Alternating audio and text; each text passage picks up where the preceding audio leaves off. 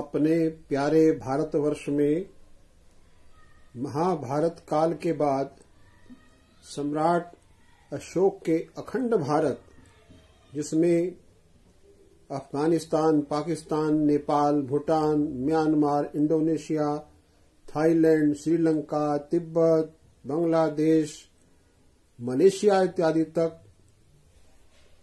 पर शासन करते हुए बौद्ध धर्म की अहिंसा मार्ग अपनाने के कारण शौर्यता में शिथिलता आनी शुरू हुई।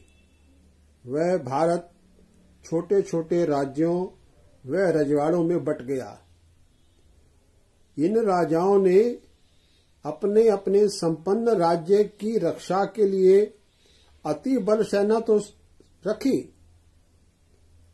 पर भारत की रक्षा के लिए उस सेना का मिलकर उपयोग करने की मानसिकता ही नहीं पनपी। फलतः खाड़ी इत्यादि देशों से छोटे छोटे डाकू सरदार छोटी छोटी सेना लेकर के न केवल भारत की संपदा लूटने में कामयाब हुए, बल्कि शासक भी बन बैठे। इन डकैत शासकों का अति बलशाली वीरों ने प्रतिकार भी किया और छोटे स्तर पर ही सही सफल भी हुए, पर मार भी डाले गए। अकबर शासन काल में पंजाब के संदल घाटी इलाके में एक राजपूत, जो दुर्भाग्यवश मुस्लिम भी हो गया था, के बेटे दुल्ला भट्टी ने मुगलों का जोरदार प्रतिकार किया। यहां तक कि एक बार दुल्ला भट्टी के समक्ष अपने को भांड बताकर अकबर भी जान बचाकर भागा था। दुल्ला भट्टी ने 2 हिंदू कन्याओं सुंदरी मुंदरी को न केवल मुगलों से बचाया, बल्कि पिता के रूप में कन्यादान भी किया, जिसकी याद में आज भी पंजाब में लोहड़ी के उत्सव पर सुंदर मुंदरिये होए ऐसा करके गीत गाया जाता है।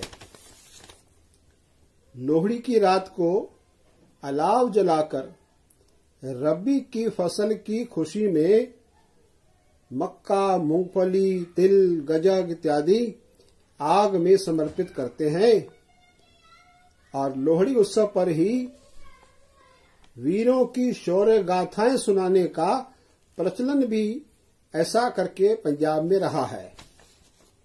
ऐसे ही एक मौके पर गुजरांवाला में 7 साल के बालक हरिया ये गाथा सुनते हुए इतने जोश में आ गया था कि जलती लकड़ी को तलवार की तरह चलाते हुए कहाँ है मुगल, कहाँ है मुगल ऐसा करके चिल्लाने लगा।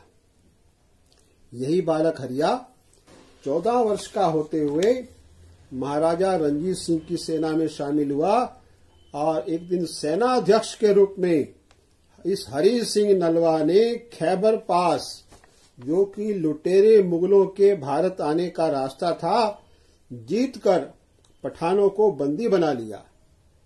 पठानों की पत्नियों के रहम की भीख मांगने पर इस शर्त पर छोड़ा कि आज के बाद पठान पजामा नहीं, औरतों वाली सलवार पहनेंगे, ताकि हार की शर्मिंदगी हमेशा हमेशा उनके अंदर बनी रहे।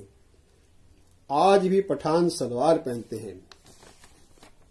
पंजाब में लोहड़ी व अन्य प्रांतों में मकर संक्रांत, उत्तरायणी, खिचड़ी संक्रांत, माघी, बिहू, पोंगल, उज्जवर तिरुनल इत्यादि नाम से सूर्य के धनु से मकर राशि में प्रवेश पर, जिसे दक्षिणायन से उत्तरायण भी कहते हैं, 14 जनवरी को मनाने का हमारा पर्व है। इसी दिन राजा भगीरथ द्वारा लाई गई गंगा के कपिल मुनि के आश्रम पहुंचकर सागर में विलीन होने का गंगा सागर मेला बंगाल में प्रसिद्ध त्योहार है।